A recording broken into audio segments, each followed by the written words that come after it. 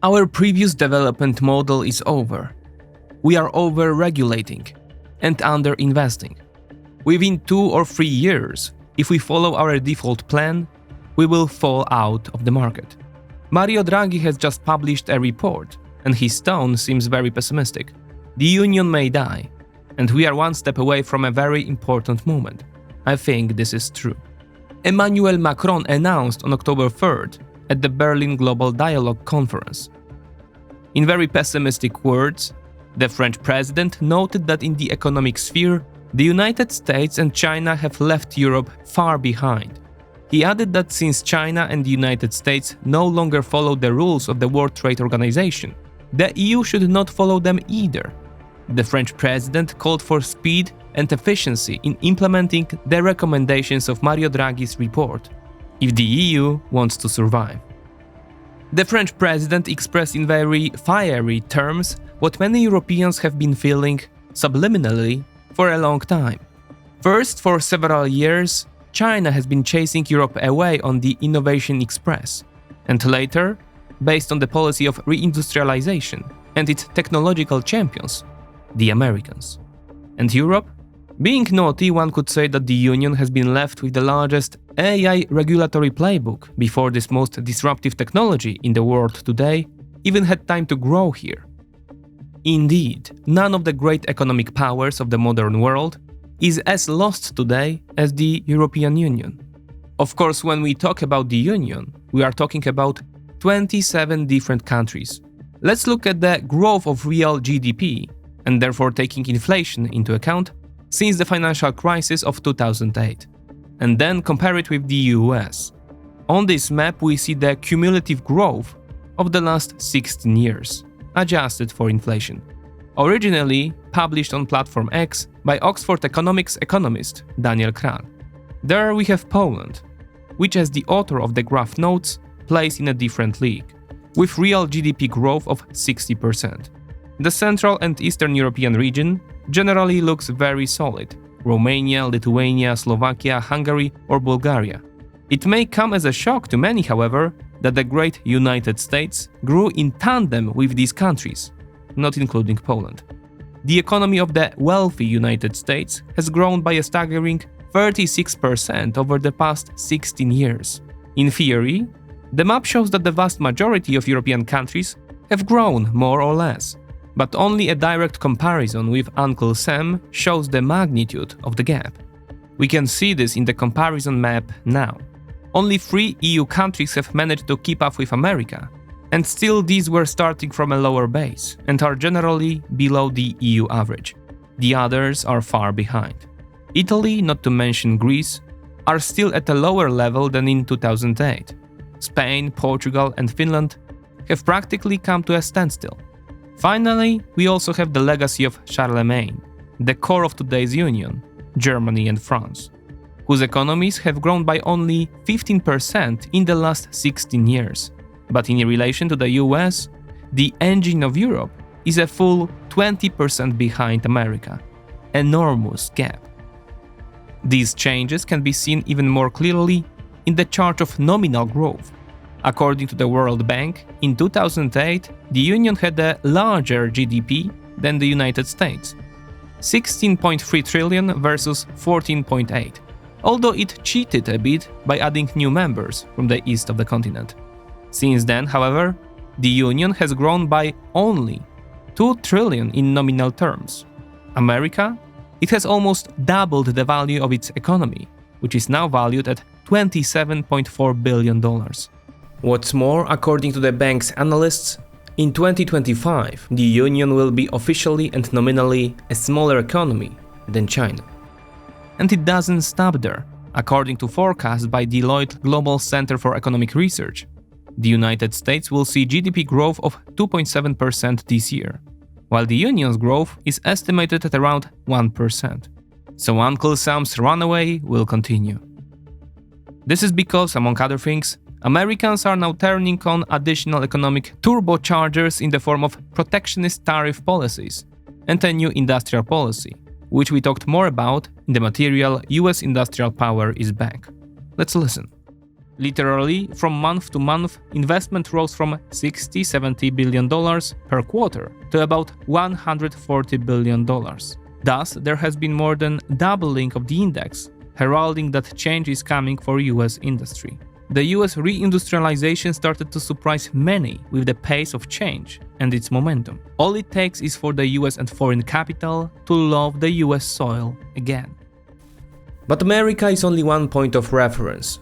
As recently as 2000, the Union's economy was nearly 7 times larger than China's. It took only 23 years for it to become equal in size, and soon to be smaller than China's. That tectonic shift happened in just one generation. Yes, China has its own problems, from its real estate sector to its investment sector to its demographics. But even pessimistic growth forecasts talk about growth rates for China that are at least 2-3 times better than those projected for the old continent. China has linked its growth much better to the technologies related to the energy transition and products based on them. European companies involved in the production of photovoltaic panels, wind turbines, electric cars are successively weakened and then eliminated from the market by Chinese companies. In the field of battery production, Europeans are practically vegetating. More on this in the material How China Conquers Europe via EU's Green Deal. So the Union today is watching the backs of its 2 biggest competitors, and it's not clear whether it won't stay that way forever. If it doesn't break this negative trend, it will continue to roll downhill. And then the very concept of European Union may become a thing of the past. If the format that was supposed to be a contribution and a new stimulus to growth for all European countries turns out to be an anchor that holds back their development, then the voices calling for the death of the European Union will grow louder and louder. Voices which, let us not forget, can already be heard from time to time, albeit for the moment from the more radical groups.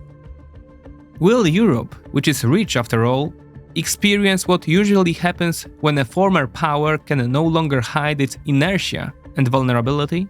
A power that for centuries has accumulated enormous wealth on its territory. Because then there are always actors and states who, sensing weakness, step in and take what they feel like taking. Because there is simply no one to stop them. Just as in the 19th century, the wealth of China, paralyzed by a political crisis, was appropriated by the European powers.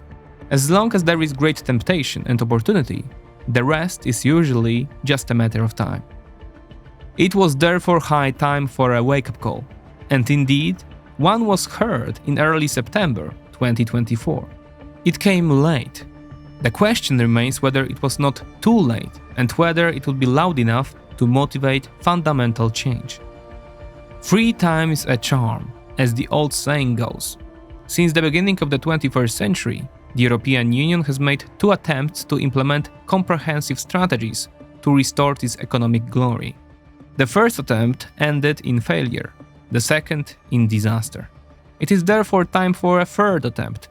If it fails this time too, it could be the Union's last. Let's take a look at Draghi's report. Then we'll look at history a bit to get back to modern times. Welcome to the 20th report.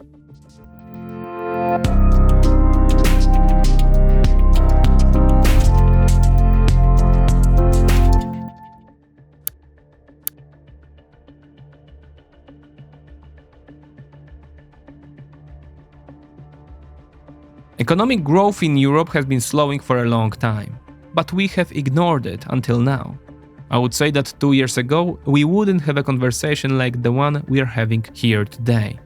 Mario Draghi said at a special press conference in Brussels on September 9, 2024.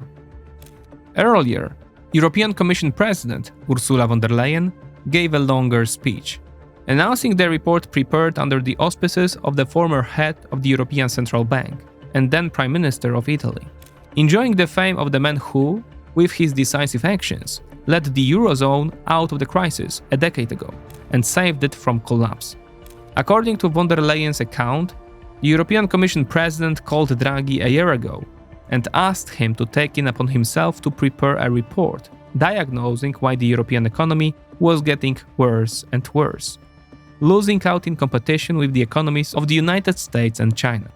After a few days of hesitation, the former ECB chief took on the task, enlisting the help of European commissioners, Commission staff, academics and analysts working for companies and think tanks.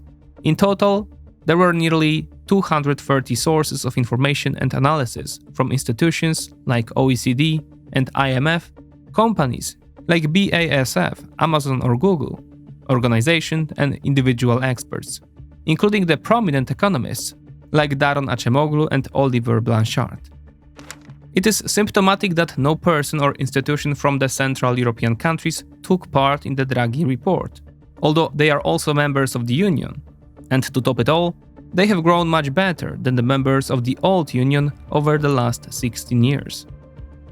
So Mario Draghi quite unintentionally have shown one of the problems of the community, which is the unequal treatment of old and new members. However, the report itself seems to be an accurate diagnosis of the symptoms of the disease consuming the community in the economic field. Mario Draghi described it as an existential challenge for the Union. Those present at the press conference heard the former ECB chief say, "Now we can no longer ignore the problems. Conditions have changed. World trade has declined. China has become less open to us, and in fact, they are competing with us in every way on global markets. We have lost our main supplier of cheap energy, Russia," he said. To the list of challenges, the Italian added the need to start defense preparations to face any military threat and the deepening demographic crisis.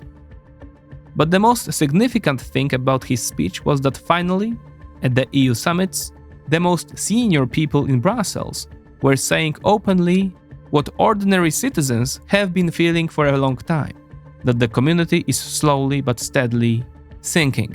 And instead of diagnosing the problems and solving them, the politicians and officials in Brussels, as well as the ruling elites in the Union's largest economies, have persistently tried to keep quiet about them. That is why it is so important, when everyone could hear from the mouth of the former head of the ECB, that without restoring their economic competitiveness, the countries of the Union, quote, will not be able to be a leader in new technologies, a model of climate protection and an independent actor on the world stage. In Draghi's report, the diagnoses he announced at the conference have been deepened and documented in detail. Thanks to them, a picture of the Union's greatest weaknesses emerges. For example, it lacks large companies capable of competing with Chinese and American giants, especially in key industries for development. The report stresses that only 4 out of the 50 most important technology companies in the world are European. Although when we prepared the graph you can see on the screen, it turned out that there are currently not even 4 EU companies in the top 50 in terms of market capitalization, but only 3. The entire list is dominated by US companies, with 36 of them in the top 50. The picture clearly shows that Europe has largely missed out on the digital revolution led by the internet, and has therefore missed out on the productivity gains associated with this change. The Union's technological backwardness and its lack of companies capable of bridging the innovation gap that already separates it from the United States and China are now being exacerbated by a demographic crisis. The report states that the labor force is projected to shrink by nearly 2 million workers per year through 2040. We will have to rely more on productivity to drive growth. Meanwhile, productivity, or the Labor Productivity Index, in the EU is already in negative territory compared to the United States. Quote, "If the EU were to maintain its average productivity growth rate since 2015, it would only be enough to keep GDP constant until 2050, the Draghi report warns. It warns that if this indicator does not improve, the community's GDP will start to shrink. Meanwhile, labor productivity is closely linked to innovation and the creation of new technologies.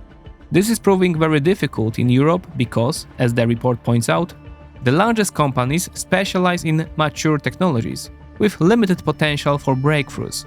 They therefore spend 270 billion euros less on development research than their US competitors.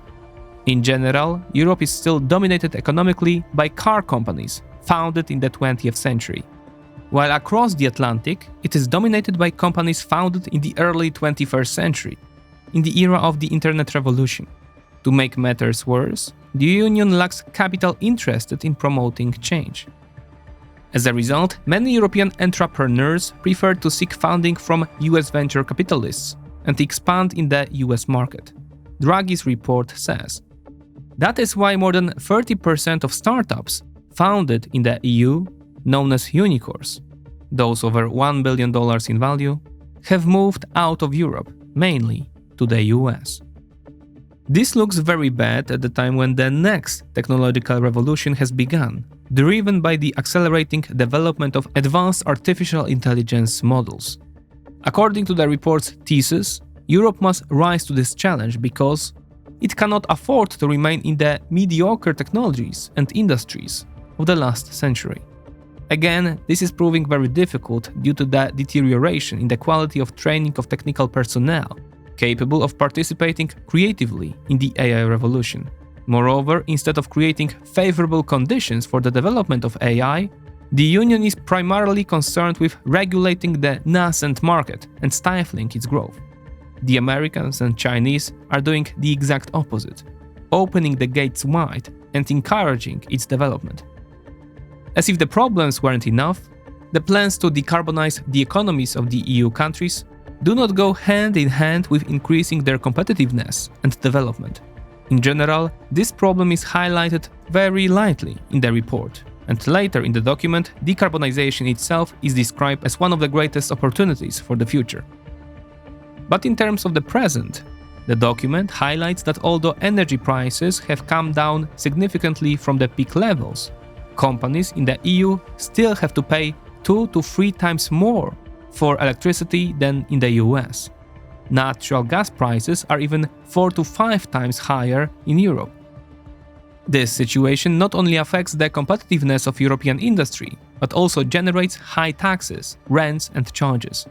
It hurts citizens more and more. Quote, over the medium term, decarbonization will help shift power generation towards secure, low-cost clean energy sources. But fossil fuels will continue to play a central role in energy pricing at least for the remainder of this decade. Without a plan to transfer the benefits of decarbonization to end users, energy prices will continue to weigh on growth, the Draghi report diagnoses. Interestingly, the report also claims that the European Union remains a world leader in clean technologies, such as wind turbines, electrolyzers, and low-carbon fuels.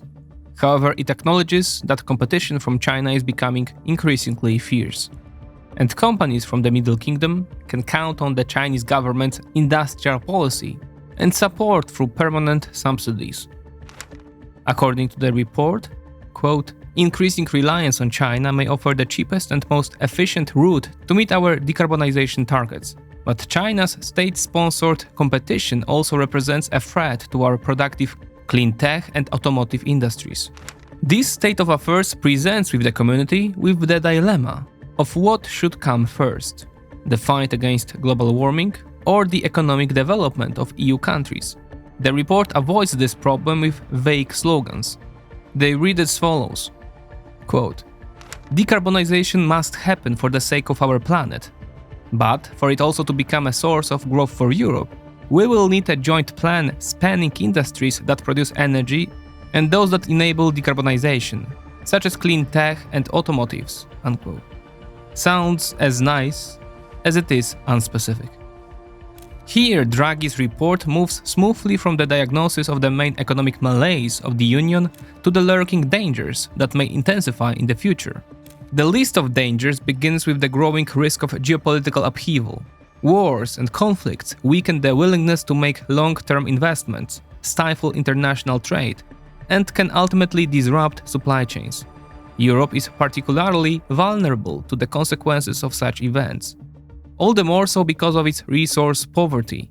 This is because it has to import both fossil fuels and rare earth metals, which are necessary for the production of high-tech products. The same goes for lithium, which is needed for the production of lithium-ion batteries. We are also hugely reliant on imports of digital technology. For chips production, 75 to 90% of global wafer fabrication capacity is in Asia, the report stressed. This means that the European economy would now face a catastrophe if communication routes are cut off and supply chains are disrupted. The Union must therefore invest in their integrity, as well as access in strategic raw materials and the development of its own military capabilities. This means huge expenditure at a time when resources are limited and needed elsewhere. This, in turn, poses a dilemma for the community as to whether development or security should take precedence, and how to ensure that both are provided. In the area of strengthening the armed forces, there is a need for concerted efforts and closer cooperation. A very telling statistic is that the Union as a whole spends a total of around 240 billion euros a year on defense. This includes arms purchases, salary payments, living costs, and research and development. Only the United States spends more in this area, and yet Europe seems to be completely defenseless. The old continent's position in the world is also weakened by the fragmentation of the capital market, excessive bureaucratic regulations, and a lack of coordination in the economic sphere with regard to countries competing with the EU. If we add up all these weaknesses and compare them with the economic situation of the United States and China, the overall picture for the old continent becomes increasingly bleak. However, one should not forget that the enormous potential that the countries that make up the European Union still have: economic, technological, and demographic. In general, Europe still has enough tools in its hands to overcome the threats and once again amaze the world with its wealth and development. Its biggest problem is making wrong political decisions, not keeping up with the changes, and not being able to implement strategies that are fundamentally correct, but, as it turns out after some time, remain only on paper. To see this, it is necessary to take a little trip into the past, to trace two very symptomatic processes of great change. One of them concerns the world superpower, which de facto consists of several state organisms, and which at its own will has destroyed its chances of maintaining its previously achieved global economic and political dominance. The second of the great transformation processes will relate to the last quarter century of the European Union. Let's start with the empire that lost at its own request, namely Great Britain. We talked about the British last time, but this is such a vivid and close enough example of decline that it is worth elaborating. The point at which Britain was at the height of its power can be taken as 1850, although paradoxically, since then it has managed to more than double the size of its empire and still subjugate new territories. Thus, at the height of its territorial expansion in 1920, it covered an area of more than 21 million square kilometers, inhabited by 500 million people. They lived in a complex system of some 120 dominions, colonies, and mandated territories. All were nominally subjects of the monarch, who resided at the Buckingham Palace in London. Never before or since has an empire as large and influential existed in the history of mankind. Able to rule the entire globe for over a century, shaping an order set by prime ministers who reside in London in an ordinary building at 10 Downing Street.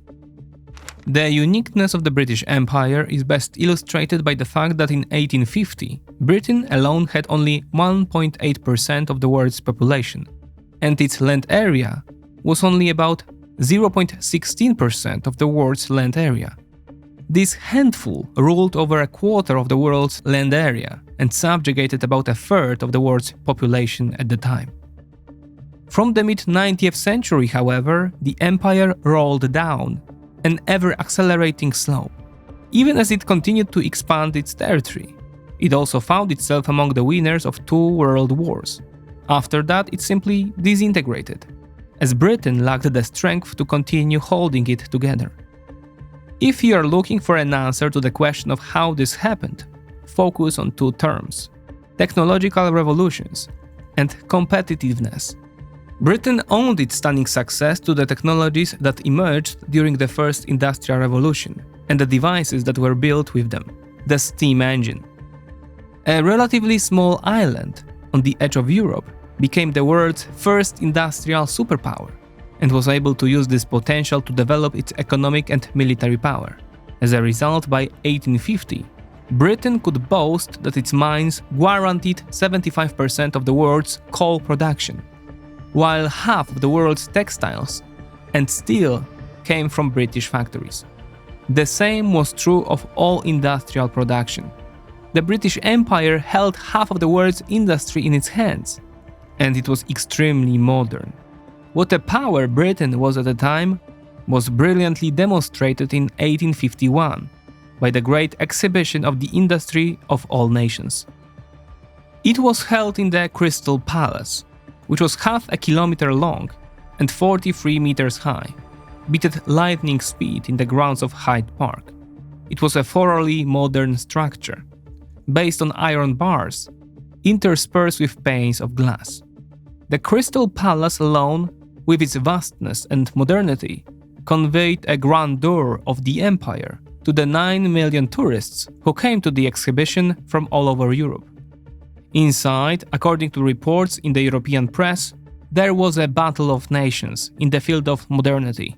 No less than 6,146 of the nearly 13,000 stands were occupied by British industries from all over the empire.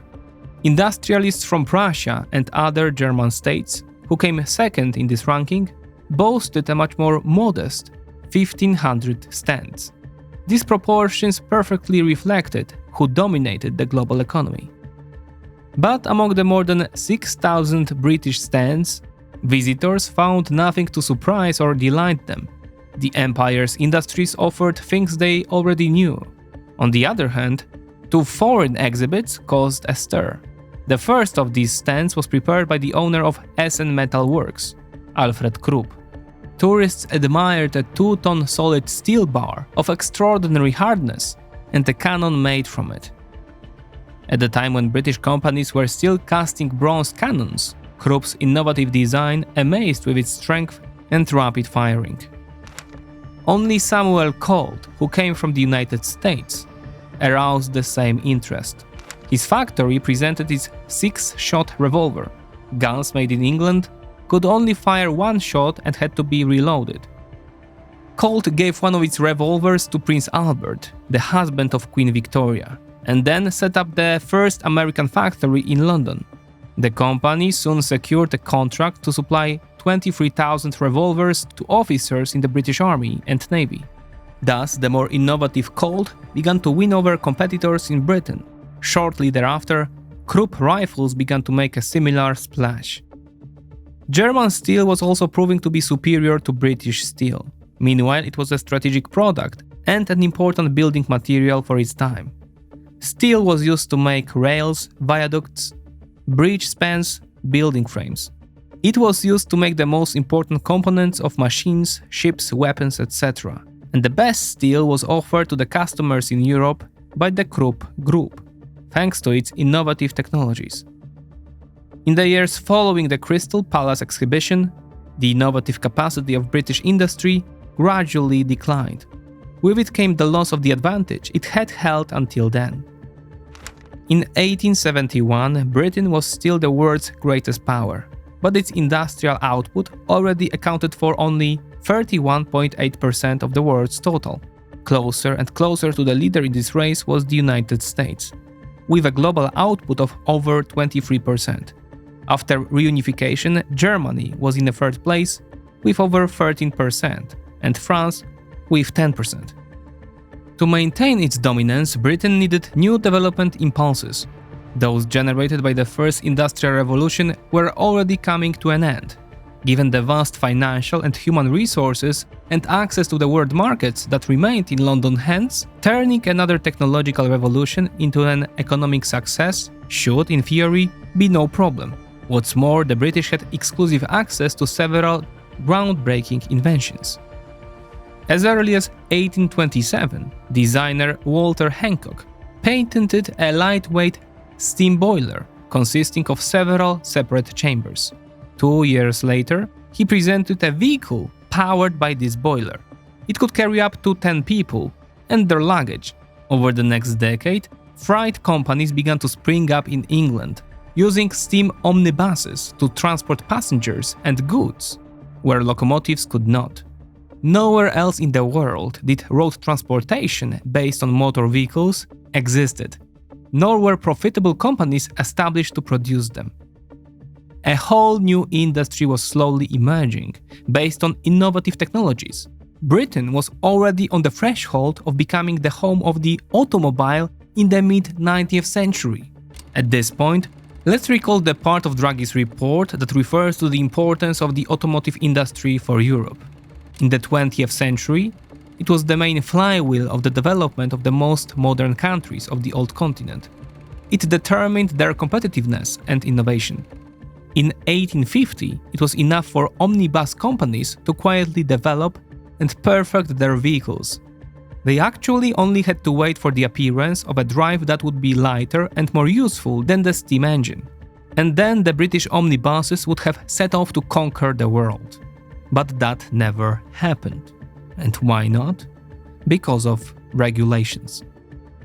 With the rise of omnibus companies, accusations that the vehicles endangered pedestrians, damaged road surfaces, scared horse-drawn carriages, and caused much other damage, intensified in the press that appeared in Britain.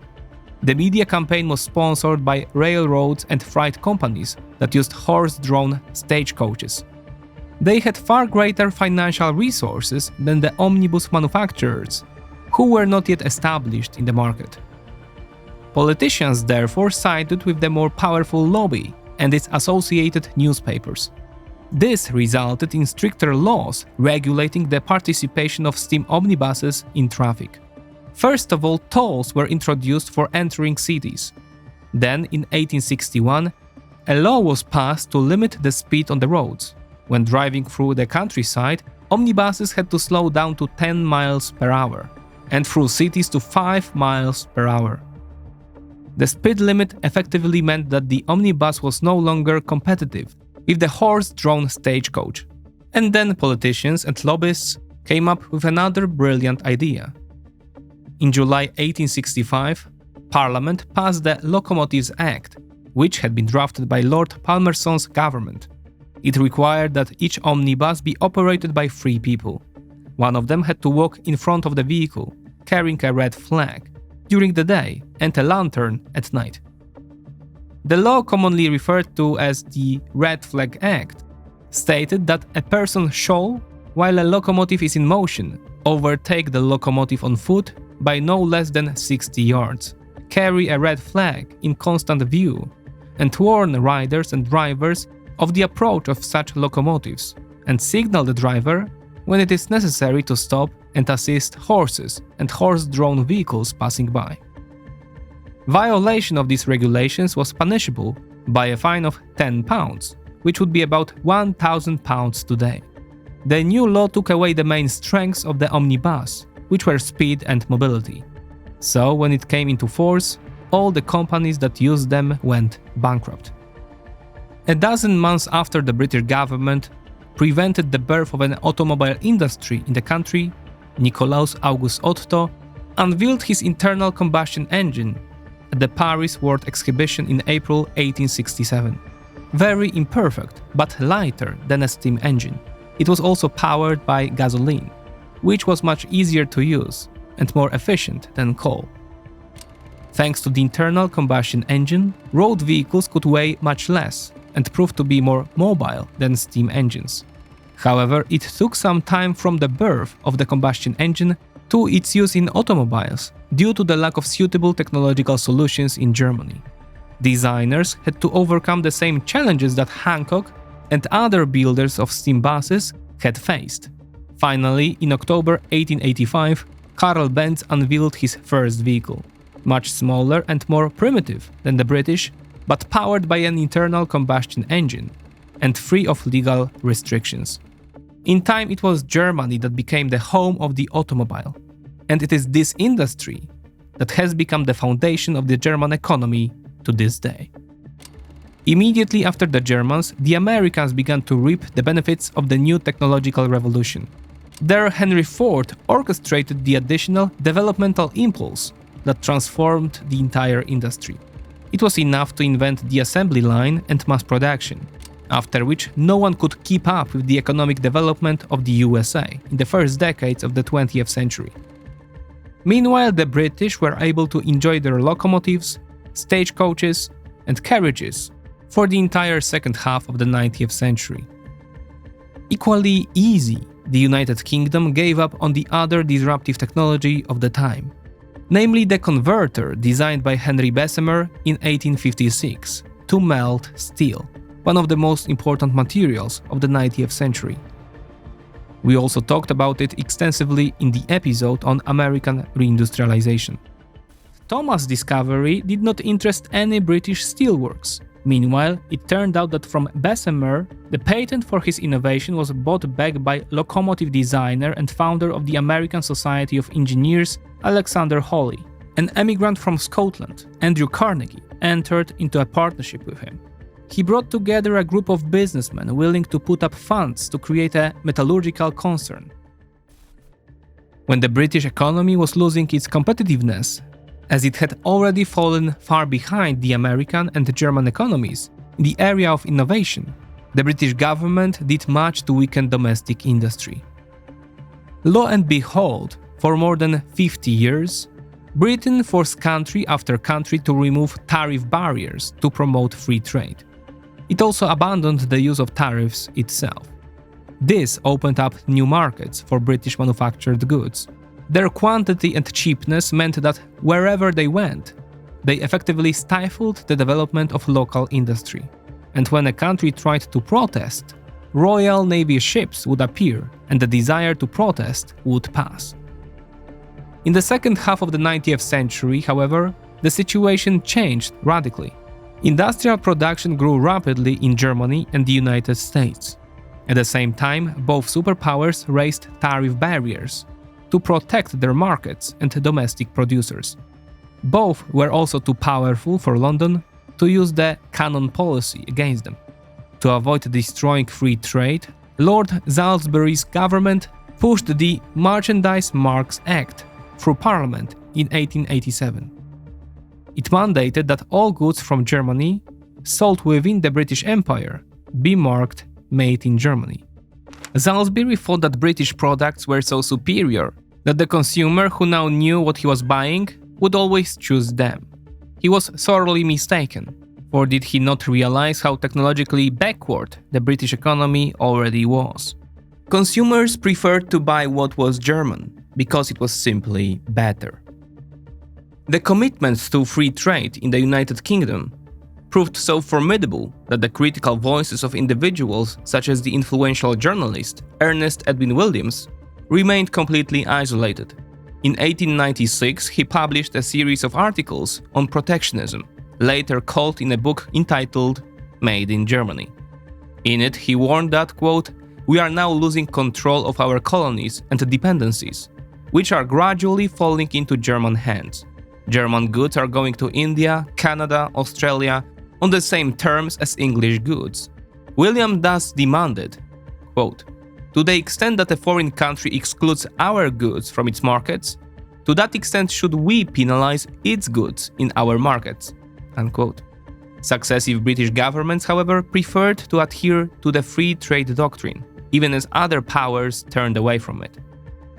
For example, when Britain maintained zero tariffs on foreign manufactured goods, Germany raised them to 13% of the pre-World War I value of goods. This was still a very liberal policy compared to the US. In fact, US tariffs had reached 44%, and the Americans were doing everything they could to become the world's greatest industrial superpower. They achieved their goal in phenomenal style. Suffice it to say that in 1913, the US produced almost 36% of the world's industrial output. Germany came in second with almost 16%, and Great Britain was a distant third with 14%. The decline in economic importance meant that the time of empire's disintegration was fast approaching, but it proved to be so well organized that only 2 world wars accelerated the process, leading to the final end of the masterpiece of the inhabitants of the small island across the English Channel. Now let's go on to trace the second of the symptomatic processes of great change. To do so, one must jump forward 100 years, to the beginning of the 21st century. As in the case of the British Empire, we will see a huge political and economic creation that is neither a unified state nor a unified economic organism, although it is sometimes perceived as such. We are talking, of course, about the European Union, which is already too integrated to be considered just a loose association of independent states. But it is also very far from being able to function as if it were a single state. Similar words could be used to describe its economy. The Union is thus as unusual a collection of political and economic entities as the British Empire once was. While there are more differences than similarities, it is nonetheless fascinating to trace how the European community began to lose its future as it tried to win it. Interestingly, the Union's political elites seemed much more sensible than the British of a century and a half ago, and not at all intent on repeating old mistakes. The decisions taken at the turn of the 20th and 21st centuries clearly showed that they recognized the importance of innovation and competitiveness. They recognized them as crucial to the future of Europe as a whole. The best evidence of this is the so-called Lisbon Strategy, adopted by the European Council in March 2000. At the Lisbon Summit, the heads of state and government defined their goal as follows. The European Union should become the most competitive and dynamic knowledge-based economy in the world, capable of sustainable development, creating greater number of better jobs, and developing greater social cohesion. The European Parliament said in a communique at the time. And yet, over the next 5 years, despite spending and new directives from the European Commission, instead of overtaking the United States and China in the field of innovation, the European Union fell further and further behind. This process can be traced in the summary reports of the World Intellectual Property Organization, or WIPO. During the implementation of the Lisbon Strategy, the number of new patent applications to the European Patent Office peaked in 2006. At the time, just over 57,000 new applications were registered, after which the number fell for 4 consecutive years to 54,000 in 2010. In that year, more than 490,000 patent applications were filed in the United States, 391,000 in China, and 344,000 in Japan. According to WIPO statistics, the EU economy was already 6 or even 10 times less innovative than its largest competitors in terms of creating new technologies. By the way, this situation has not changed to this day. In 2021, more than 1.5 million patent applications were accepted in China, almost 600,000 in the US, almost 300,000 in Japan, and 237,000 in South Korea alone, and barely 188,000 were filed with the European Patent Office. The fact that all countries of the Union combined were overtaken even by tiny South Korea is the best evidence of the overall regression. That said, it was recognized in Brussels as early as 2005 that the Lisbon Strategy wasn't working. Former Dutch Prime Minister Wim Kok was appointed chairman of a group of experts tasked with reviewing the Lisbon Strategy. His report was somewhat reminiscent of the Draghi report, in that it bluntly stated that it's bad and something needs to be done about it. And so European Commission proposed a new start for the Lisbon Strategy, focusing the European Union efforts on 2 main tasks: ensuring stronger, sustainable economic growth and creating more and better paid jobs. In a special summary, it was enumerated that the main tasks of the new strategy would be to promote knowledge and innovation, to improve the regulatory framework, with the removal of obstacles to the flow of capital. In the years that followed, some things succeeded, others did not. On the other hand, in the area of the next technological revolution, successes were recorded and profited from the United States, China, South Korea, or Far Eastern tigers, and even India. As personal computers and laptops, with their cutting-edge software, The internet, smartphones, social networks, etc. became widespread, the gigantic profits generated by these changes flowed to US companies, such as Microsoft, Apple, Google, and Amazon. They were soon joined by Chinese companies like Alibaba and Huawei, as well as South Korea's Samsung and LG. At this point, let's recall the Draghi report. Europe has largely missed the digital revolution. Instead, innovation efforts have been replaced by bureaucratic and regulatory efforts. Just as Britain began to feel the effects of the Red Flag Act not a few years after its introduction, but 3 decades later. The same happens in the case of Europe. Today, the EU is stifling AI development, and that will be felt for decades to come.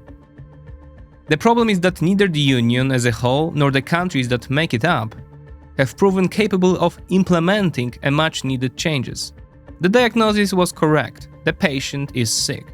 The disease was aptly named, but the therapy proved ineffective.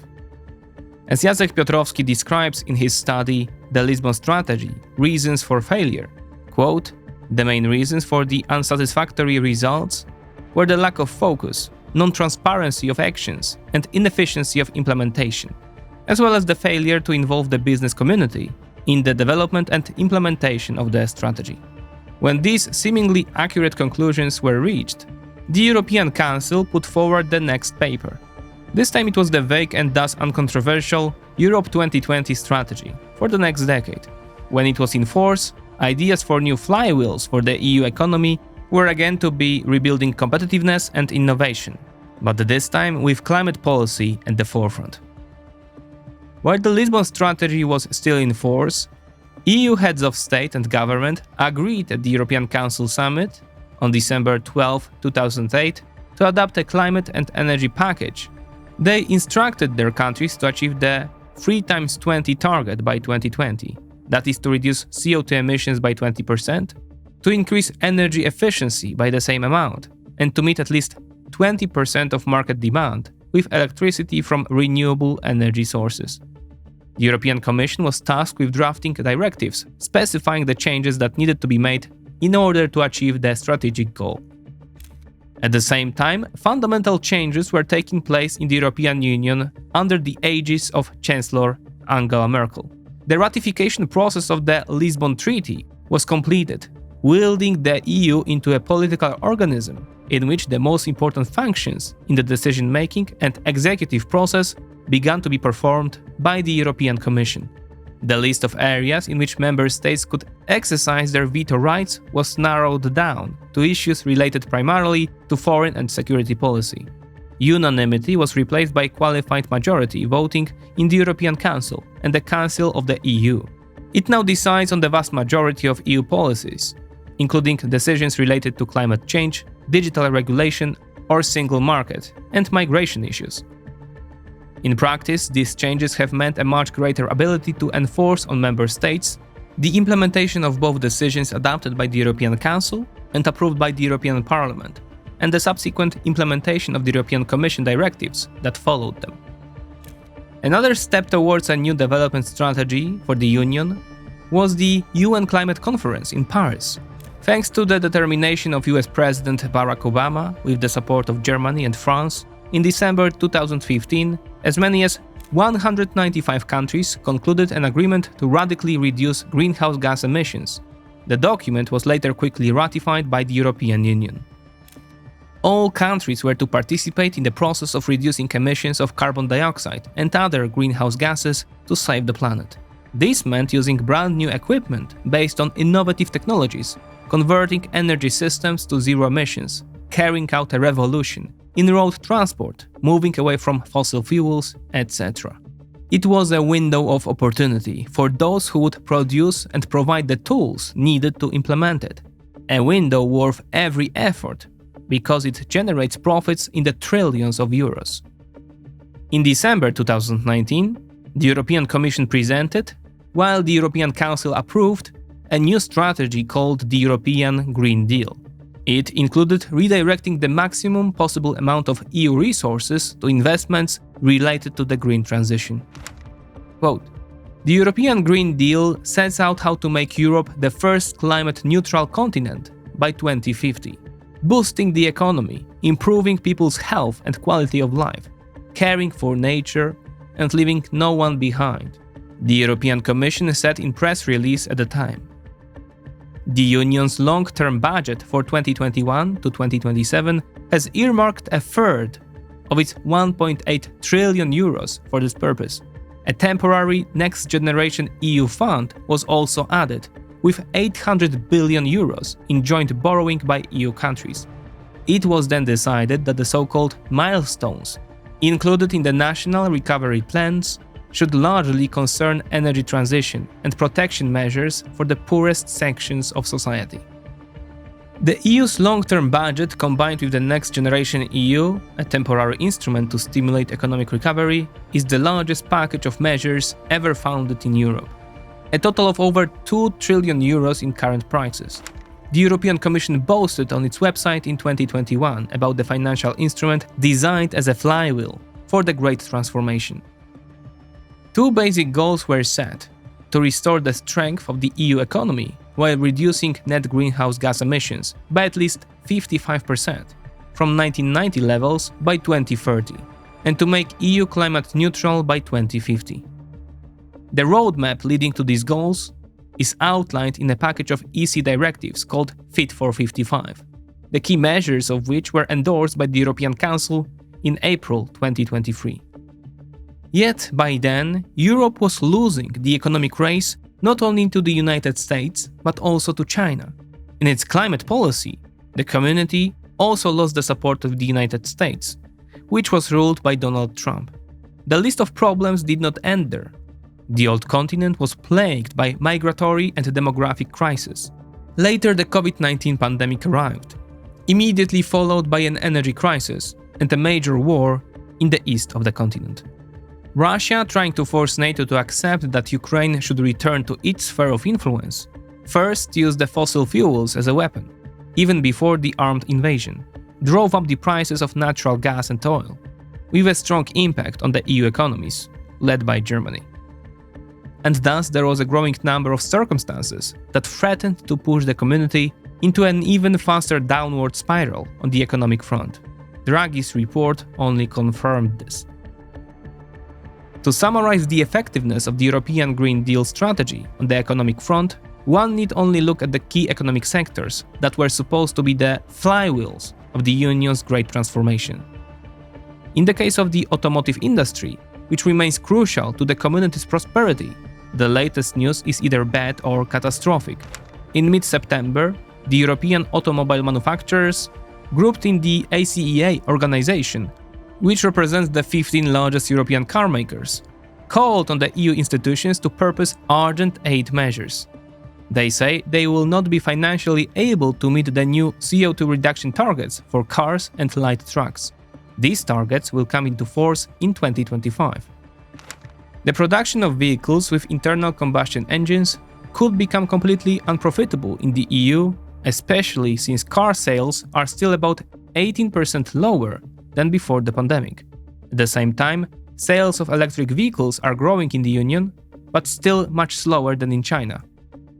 The current regulations do not take into account the profound changes in the geopolitical and economic climate in recent years, and the law's inherent inability to adapt to real-world events further weakens the competitiveness of the automotive sector, warns the ACEA on its website. This is borne out by the huge wave of job cuts and car plant closures that is beginning to sweep across Europe. The Volkswagen Group plans to lay off up to 30,000 workers in Germany. At the same time, it is considering increasing production capacity at its factories in China. In the Italian factories of the Franco-Italian-American Stellantis Group, a general strike is being prepared for October 18, 2024, in response to the announcement of job cuts at the Fiat plant in Turin, among others. There are fears that this could spread to France, where the number of jobs in the car industry has already fallen from 289,000 to 175,000 in recent years. And emerging media speculation is that layoffs of up to 90,000 workers are imminent. And so we might expect a wave of strikes and protests to sweep across Europe, like the farmers' revolt of spring 2024. What's happening to the automotive industry in the EU has already affected companies producing photovoltaic panels and wind turbines, which has been literally wiped out by Chinese competition. The production of electric batteries is also about 70% in the hands of companies from the Middle Kingdom. See our episode on that. They are also the ones who benefit from the European Green Deal by eliminating local competition. The EU has thus become, as planned, a key force in the world, promoting and even forcing a reduction in greenhouse gas emissions and a shift away from fossil fuels. The EU has its Fit for 55, but China has BYD, SAIC, Geely or CALT, and many other giant corporations, and a government that provides them with enormous subsidies and tax breaks. So it is the community that has become a market and an area of expansion for them. At the same time, the Chinese market is becoming more and more close to European products. This, in turn, leads to a gigantic trade imbalance. Between 2013 and 2023, the EU's trade deficit in goods with China went from 104 billion euros in 2013 to 997 billion euros in 2022, the highest of the decade. There was some improvement in 2023, when according to Eurostat data, the imbalance went down to 291 billion euros. But still it means that 300 billion euros fly away from Europe yearly. Such an, quote, improvement is too little to herald a reversal of the trend, which in simple terms means a successive outflow of wealth from Europe to the Middle Kingdom, just as the wealth of the British Empire once flowed slowly to rival powers that maintained high tariffs. At the same time, as Draghi reports mentions, successful startups that create new technologies that offer a chance to increase the competitiveness of the economies of EU countries are moving to America. In general, this is the current situation of the European Union, squeezed between the rapidly growing China and the United States, which is fighting to maintain its economic primacy.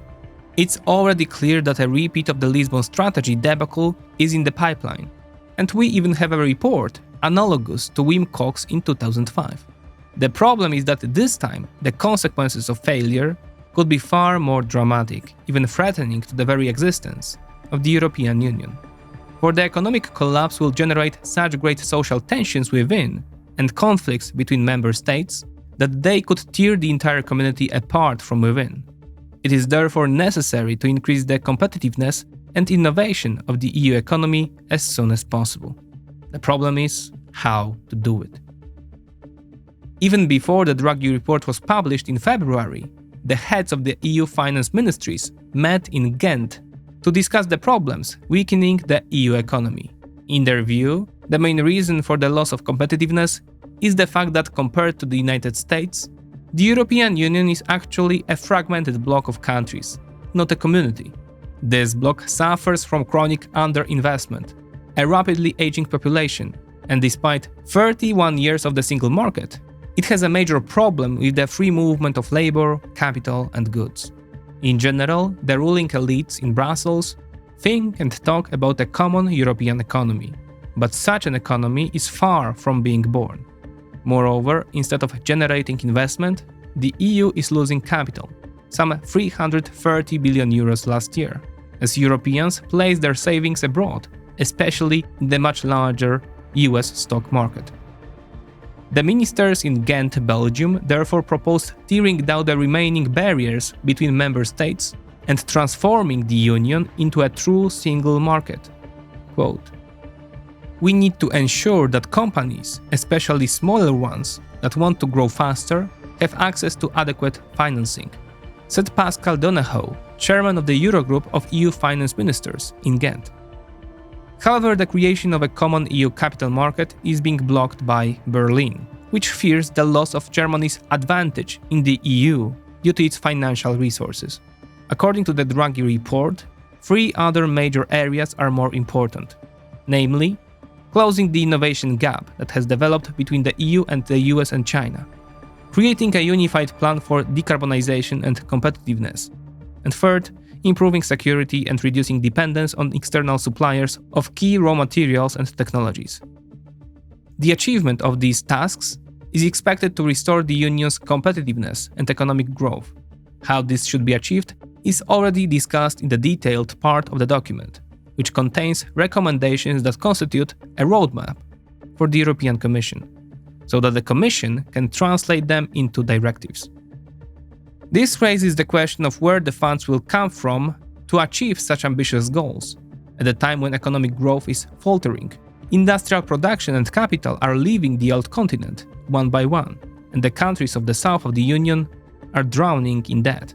Draghi's report sees salvation in the EU debt issuance program, analogous to the one that made it possible to finance the recovery and resilience plans. It would allow 800 billion euros a year to subsidize the energy transition and support industry. This would make it possible to withstand Chinese competition. The problem is that the European Commission's previous joint borrowing for the recovery plans is itself a festival of EU self-destruction. Hardly anyone remembers that this enterprise was supposed to help the community countries hit by the pandemic to recover. Meanwhile, the Commission has used the whole mechanism as a tool to extend its power over weaker EU countries. The creation of plans and milestones got bogged down in procedures. Disbursements were and are delayed. In the end, a significant portion of the money is redistributed in ways that have nothing to do with strategic development goals. There is no guarantee that the implementation of Draghi's plan will be any different. At the same time, Berlin doesn't want to hear anything about further joint debts for the Union. Quote, "These ideas are to Germany's detriment, because they mean the risk of greater liability for Germany," Finance Minister Christian Lindner announced in an interview with the Frankfurter Allgemeine Zeitung. The same goes for the selective protectionism proposed in the report, which mimics the actions of President Trump, who ensured that US tariffs on Chinese industrial goods are now 6 times higher than they were at the beginning of his term, while President Biden has added more of them, including a 100% tariff on Chinese electric cars. Similarly, Europe may try to protect its market from Chinese expansion. But raising tariffs means an analogous response from the other side. Meanwhile, Germany has enjoyed economic growth over the past 2 decades, largely because of free trade and mainly with China. The EU needs protectionism to defend itself, but Berlin cannot afford to risk it. This situation is best illustrated by the conflict over tariffs on Chinese electric cars. Berlin has tried everything to block the European Commission's move to impose fixed tariffs on Chinese electric cars and their imports into the Union. In other words, to do what the United States has long done. However, there was a breakthrough in this area, when on October 4th, the European Commission's position was supported in a vote by France and 9 other countries, including Poland. Germany was against, yet won the support of only 4 countries, including Orban's Hungary, while as many as 12 abstained. This was enough to break Berlin's resistance, and the Commission gained the ability to introduce tariffs for 5 years from the beginning of November 2024, protecting the European car market from Chinese electric cars. It can therefore be said that the first of the Draghi's report's recommendations has begun to be put into practice. However, this promising defensive reflex is not much in the face of the challenges facing the European Union. Let's look at just one of them, which the report considers crucial: the lack of large companies in Europe that have grown on the basis of disruptive technologies. As of today, they have no chance of being created. And why is that is well illustrated by the example of electric car manufacturer Tesla, whose market value is currently estimated at $769 billion, twice as much as Ferrari, Porsche, Mercedes, BMW, Volkswagen and Stellantis combined. Founded by 2 investors, the company was taken over in 2004 by Elon Musk, who initially invested only $6.5 million in the company. After that, he was already pouring millions and then billions, but not from his own pocket, but obtained from other investors, by issuing shares and enticing that they would bring lavish profits in the future. Until 2018, Tesla was generating losses. But 7 years earlier, in his State of the Union address, President Barack Obama promised voters that millions of electric cars would soon be on US roads. He then prepared $2.4 billion worth of tax breaks that mostly benefited Musk. While investors came to believe that the future from Musk and Obama's story was indeed coming. For almost a decade, they kept Tesla alive, giving Musk their money. In doing so, they built one of the world's largest companies and developed technologies critical to the energy revolution. A similar development model can be seen today in the example of ChatGPT and its developer, OpenAI. Its revenue of $3.7 billion in 2024 means that it will inevitably show losses of $5 billion. But so what, since the financial market is delighted with OpenAI and values it at $80 billion, expecting generous profits in the future. It is impossible to repeat this way of giving birth to a new technological corporation within the borders of the European Union. Capital markets are broken. Investors trust visionaries only after they move to the US, and the European Commission makes sure that large monopolies do not appear on domestic markets. Think of Tesla or the tech giants of Silicon Valley. The Americans can use their federal economic policy to support these companies, whose centers are geographically located in specific clusters, in California, Texas, or on the East Coast.